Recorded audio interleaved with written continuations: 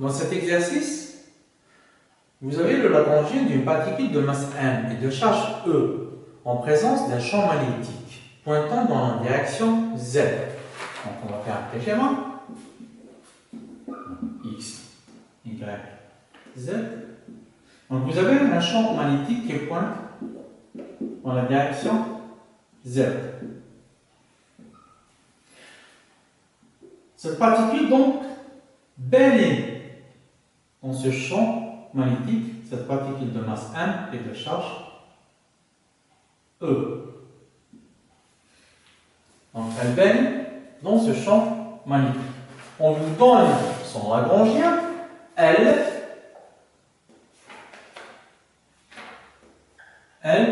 égale à n demi de m x point carré plus y point carré plus z point au carré plus EB sur 2c x y point moins y x point.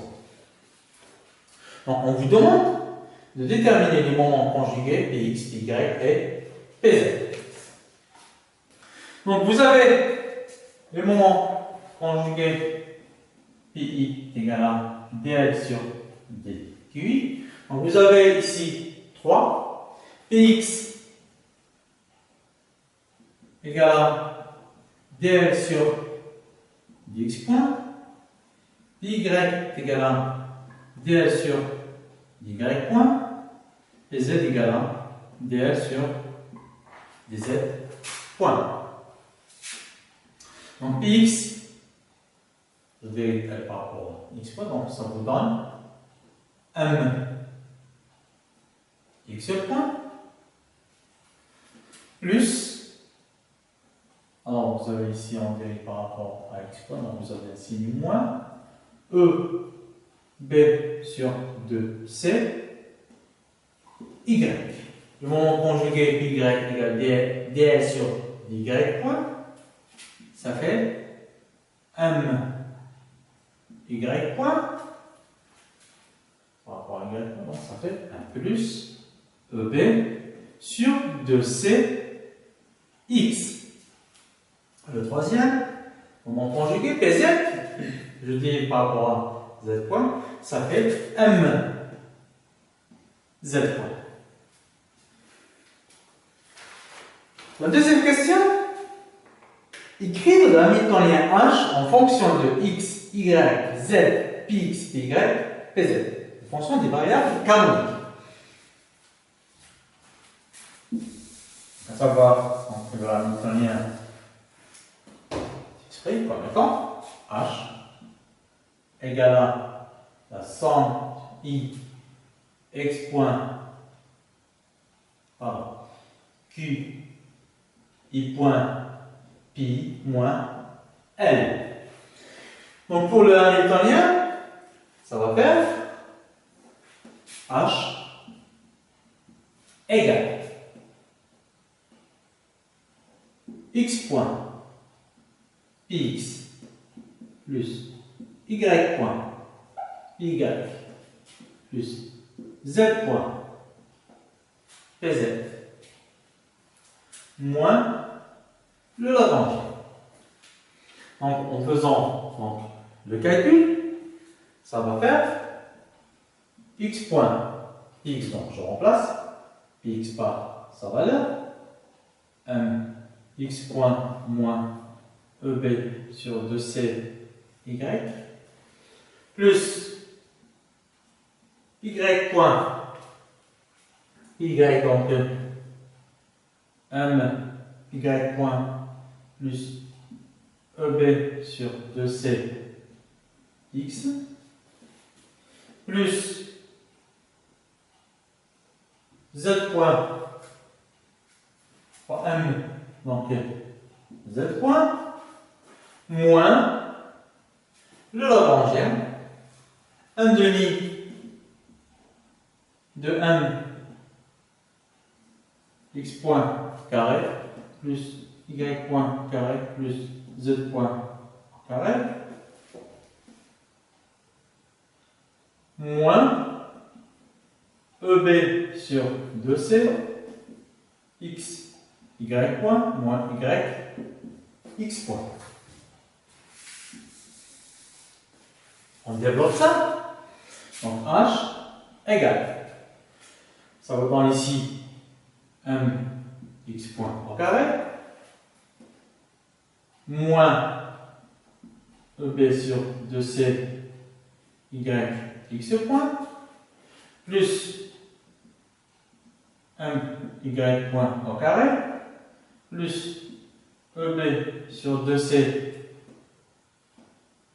x y point plus z point au carré moins 1 demi de x point carré moins 1 demi de y point carré moins 1 demi de z point carré moins EB sur 2C x y point plus EB sur 2C y x point. Donc on voit bien qu'il y a des termes qui se simplifient. Celui-là avec celui-là. Et vous avez aussi ce terme avec ce terme. Donc il reste, donc je vais mettre en facteur,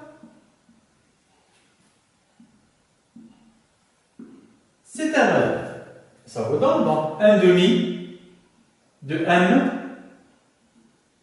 x point au carré plus y point au carré plus z point au carré en facteur h.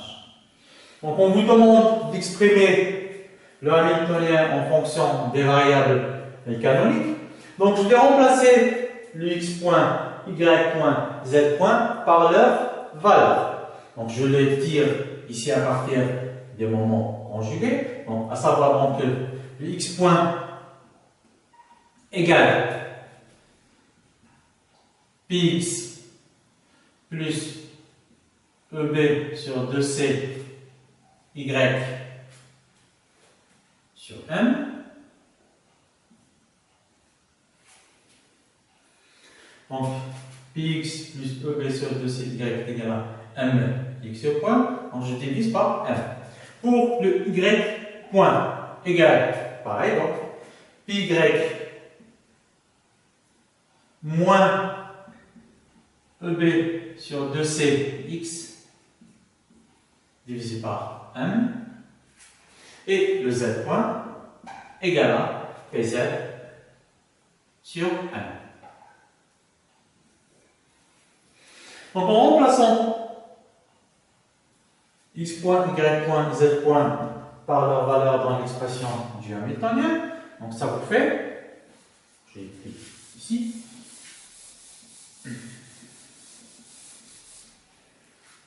h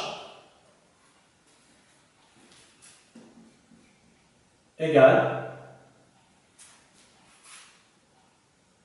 donc 1 demi de m fois x point au carré, donc 1 demi de m x point au carré, donc c'est 1 sur m carré fois px plus EB sur 2C y au carré plus 1 demi de m fois y point au carré, donc c'est sur m au carré.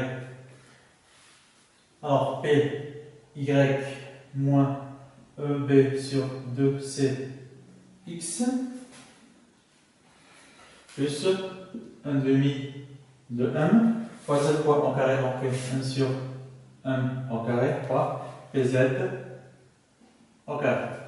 Ce qui fait, vous aurez donc h égale à, au final, h qui dépend de x, y z, px, py, pz égale à, alors 1 sur 2, 1,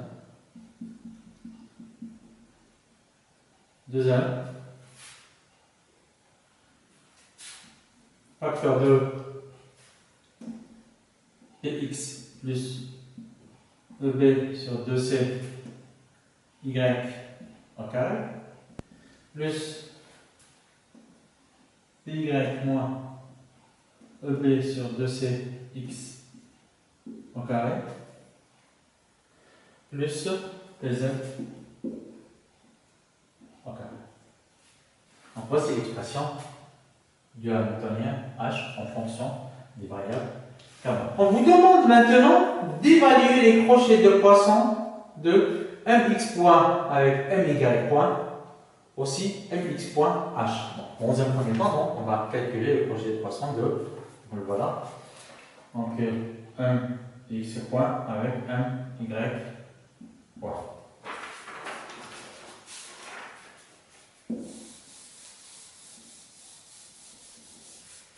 Donc, crochet de Poisson, on n'a pas besoin de l'expression de L.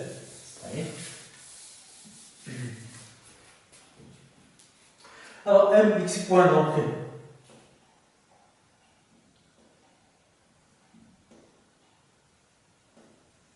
Égale. Non, c'est le crochet de Poisson de px plus eb sur 2cy avec py moins eb sur 2cx. Donc nous allons appliquer la définition du crochet de Poisson entre deux fonctions, à savoir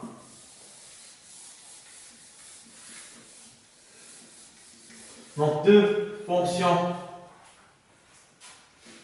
f et g égale à donc, la somme sur i donc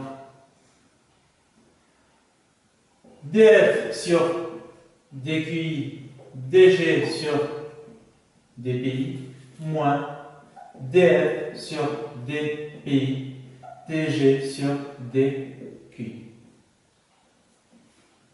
Donc on fait la somme sur les différents termes. Donc ça fait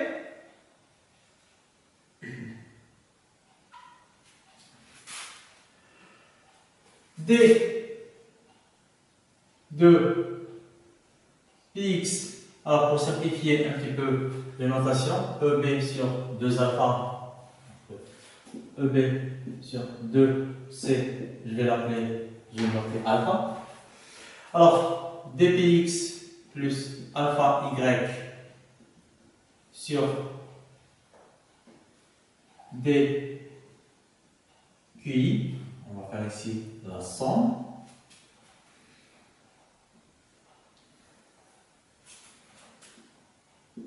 Fois d py moins alpha x sur dpi moins d de px plus alpha y sur dpi d de py moins alpha x sur dq.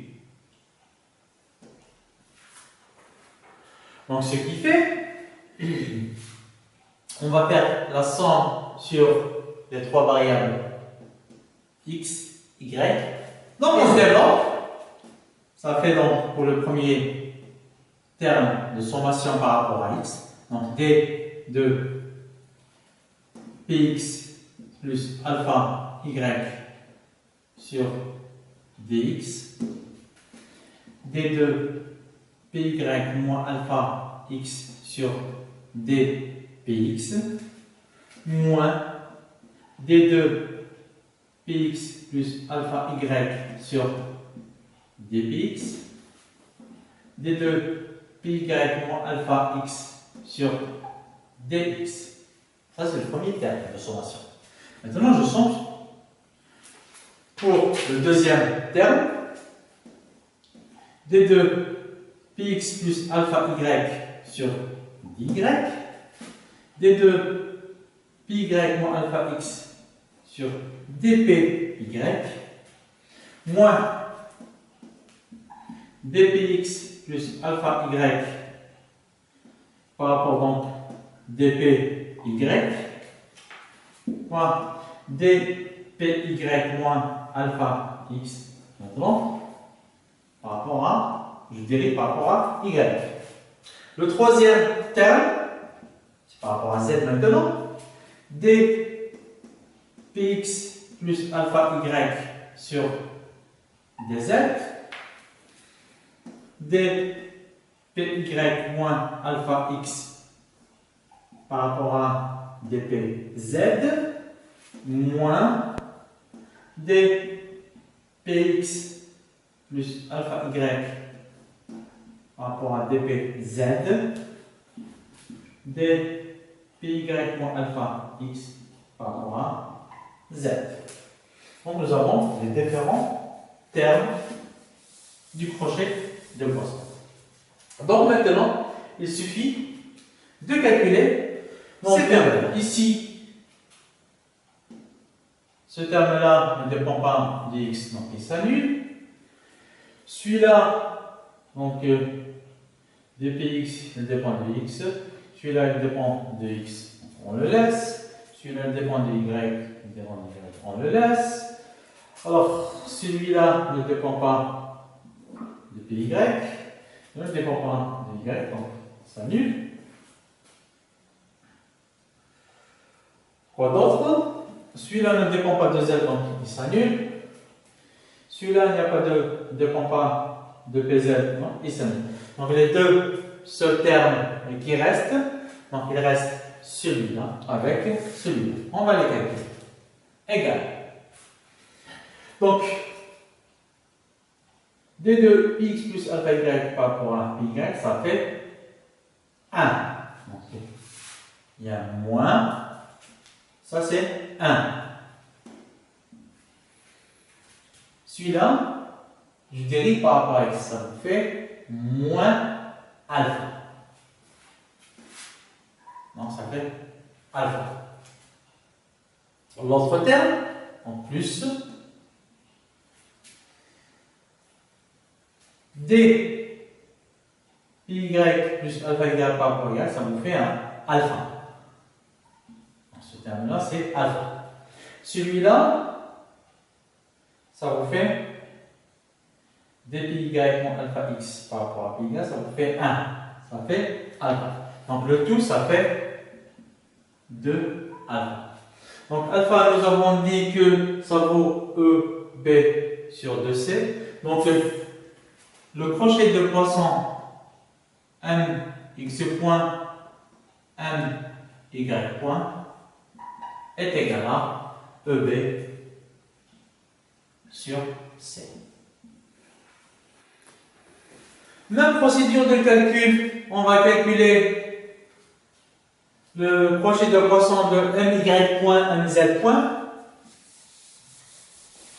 Même principe. Donc on va les passer là. On trouve donc M. Donc pour les résultats que nous avons trouvés, donc M x point M y point est égal à EB sur C. Donc le crochet de poisson de M y point M z point, on trouve 0. Donc on va suivre les mêmes étapes de calcul. M z point avec M x point, donc crochet de poisson, on trouve pareil 0. Maintenant, on vous demande aussi de calculer le crochet de poisson de m x point avec h. Donc l'expression de h que nous avons trouvée tout à l'heure, h, on a trouvé que ça vaut 1 sur 2 m x point carré plus y point carré plus z point au carré. Donc on va appliquer directement à cette relation. Donc m x point avec 1 demi de m x point au carré plus y point au carré plus z point au carré.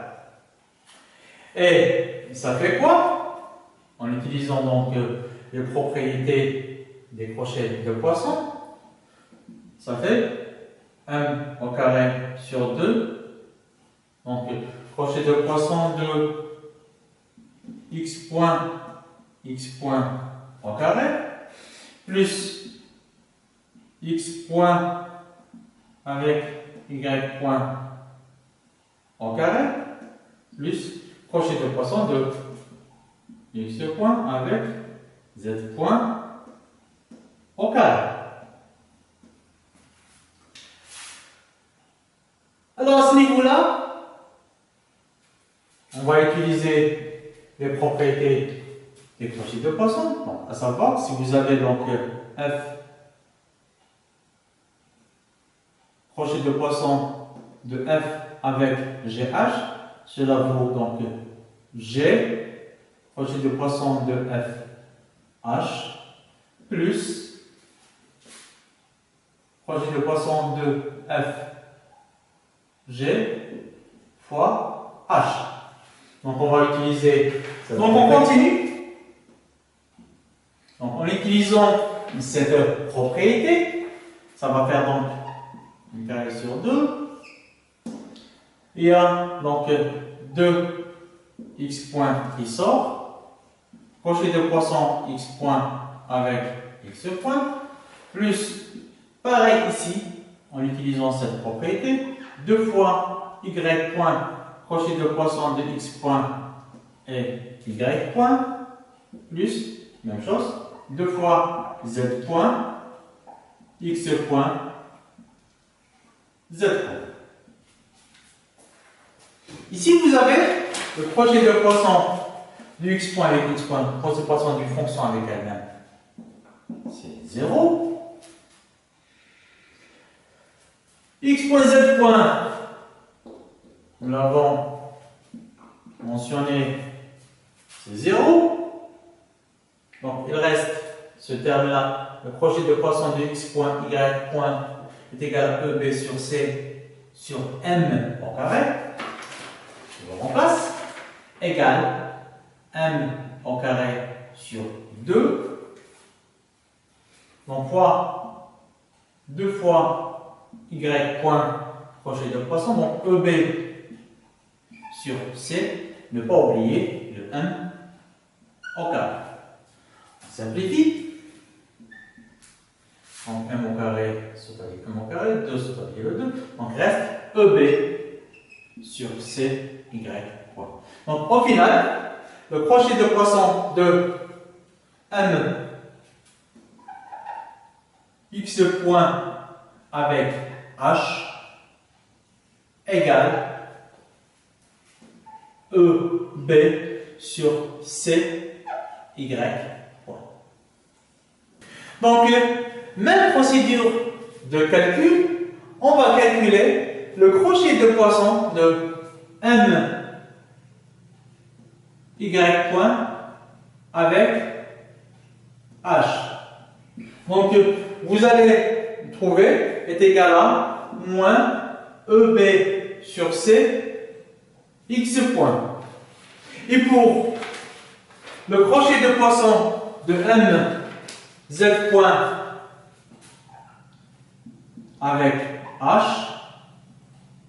vous allez trouver 0.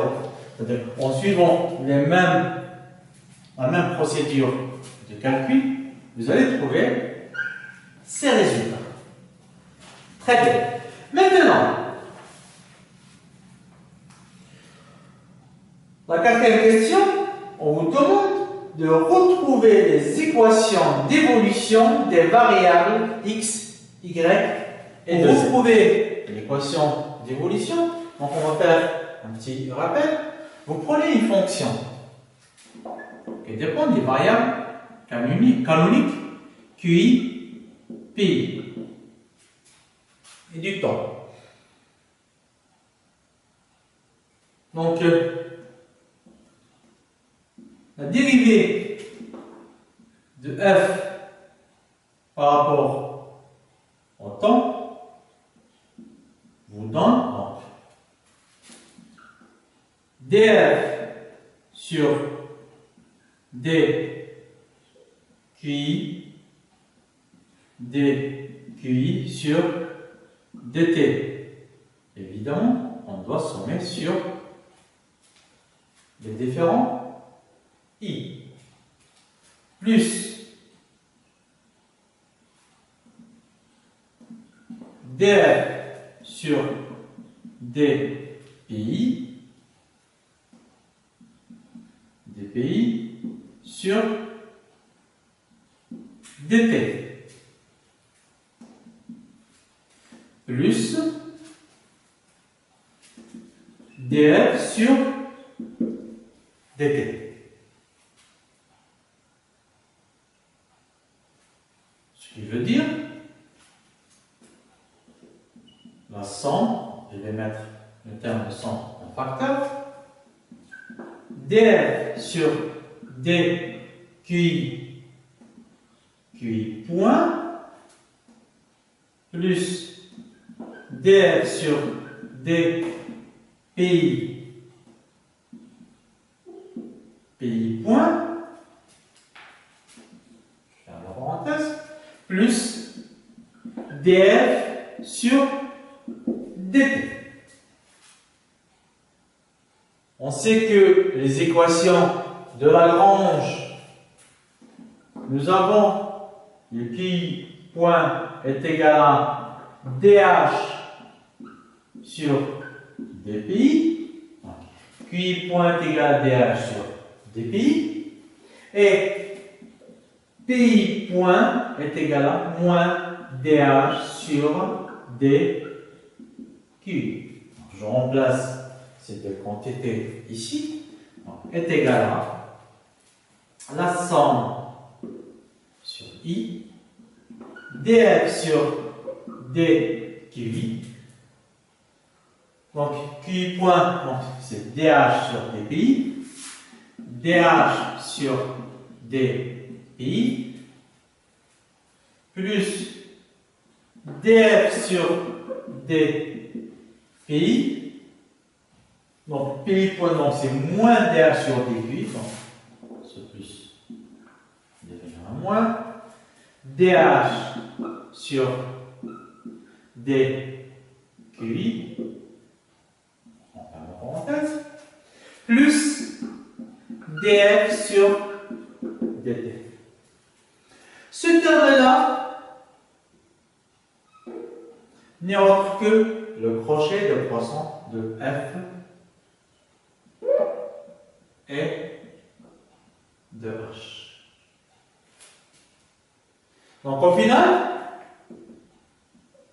l'équation d'évolution de la fonction f, df sur dt, est égale à le crochet de croissant de f et de h plus df sur dt. Donc voici l'équation d'évolution. Donc, pour la suite de notre exercice, nous allons appliquer cette relation-là. Donc, on efface là. Ça, je n'ai pas besoin. Donc, ça, j'aurais besoin de ça. Cette quantité-là, normalement, je n'ai pas besoin. Donc, ce qui nous demande, équation d'évolution. Nous allons donc appliquer cette relation aux trois variables x, y et z. Ce que nous avons calculé, donc nous avons calculé le crochet de poisson mx.h, my.h, mz.h. Donc on va écrire l'équation d'évolution de x point, donc mx point, my point, mz point. Donc f, donc dans un premier temps, ça vaut mx point. Dans un second temps, donc, pour la variable x, on va prendre la fonction f est égale à mx point. Pour la variable y, on va prendre my point. Pour la variable z, on va prendre la variable mz point. Lorsqu'on va faire donc df sur dt, donc vous aurez mx2 point. Pour la variable y, vous aurez my2 point. Pour la variable z, mz2 point. Donc on va commencer avec la première variable. Donc, on va faire ça.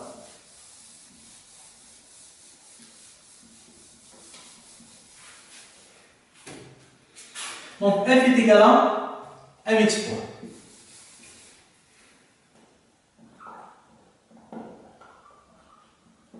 Mx point.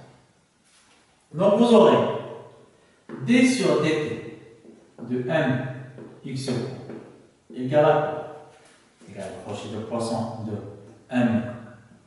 mx point avec h plus d sur dt de mx point. Nous avons le crochet de poisson mx.h. Voilà. On doit savoir maintenant l'expression de mx point. Nous l'avons calculé lorsque nous avons calculé les moments conjugués. Donc, px égale à quoi? Donc, je vais réécrire les différentes relations des moments conjugués. Px, donc nous avons trouvé mx point égale à px plus eb sur 2c y. My point est égal à py moins eb sur 2c x. Mz point égale à APZ. Très bien. Donc, d sur dt de mx point. On va voir maintenant ici. Est-ce que mx point dépend explicitement du temps? C'est-à-dire, est-ce qu'on trouve le terme du temps dans cette expression? On ne le voit pas. Donc, d de mx point sur dt est égal à 0. Le fait que mx point ne dépend pas explicitement du temps. Cela veut dire donc, ce terme-là égal à 0. Donc, d sur dt de mx point qui vaut mx2 point égale crochet de poisson de mx point avec h. Or, ce terme-là, nous l'avons déjà calculé. Ça vaut donc eb sur cy point. Donc, au final, on trouve la première équation d'évolution dans notre système. mx2 point est égal à eb sur cy point.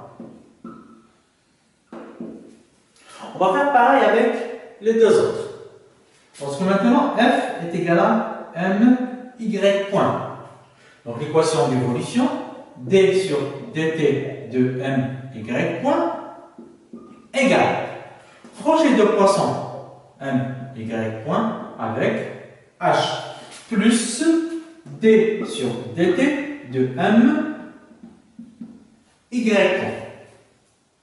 point. Voyons maintenant. My point, est-ce qu'il dépend explicitement du temps? Non. Donc d de my point sur dt égale à 0.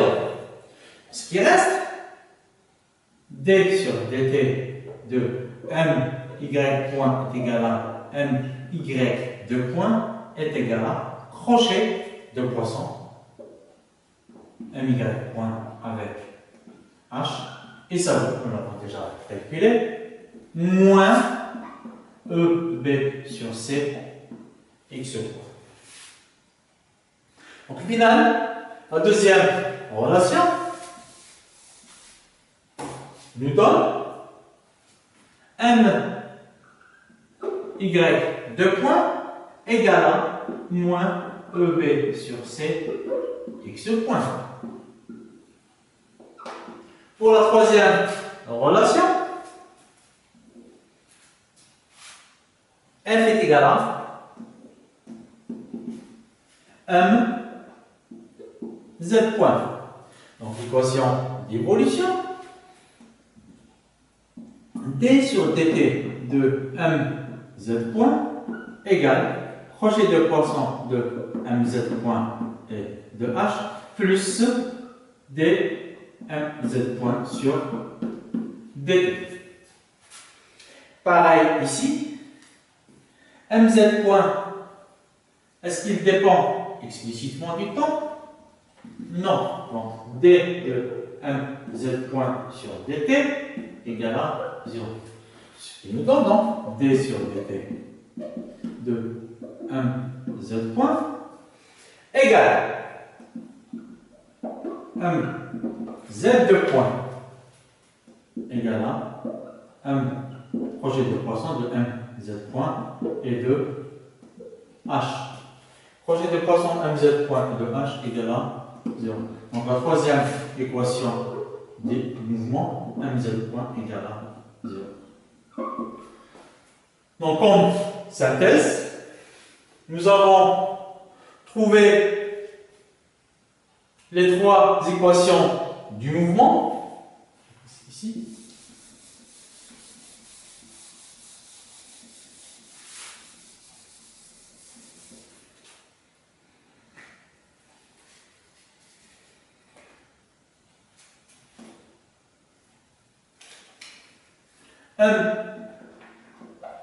X2 point égale à EB sur C, Y point. La deuxième, Y2 point égale à moins EB sur C, X point. La troisième équation, Z2 point égale à 0. Donc on réécrit cette équation autrement.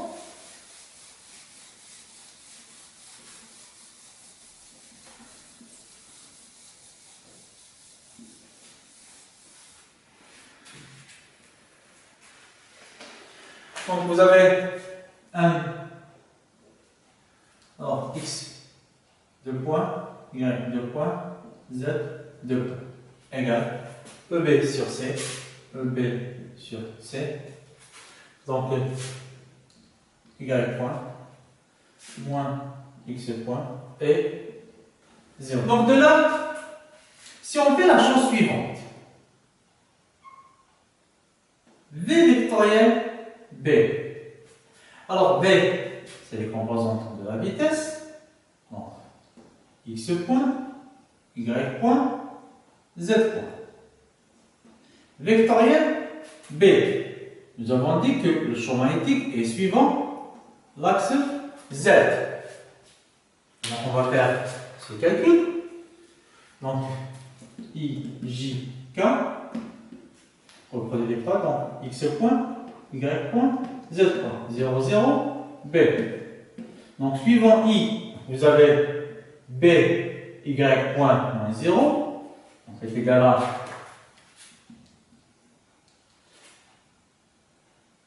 B, y point.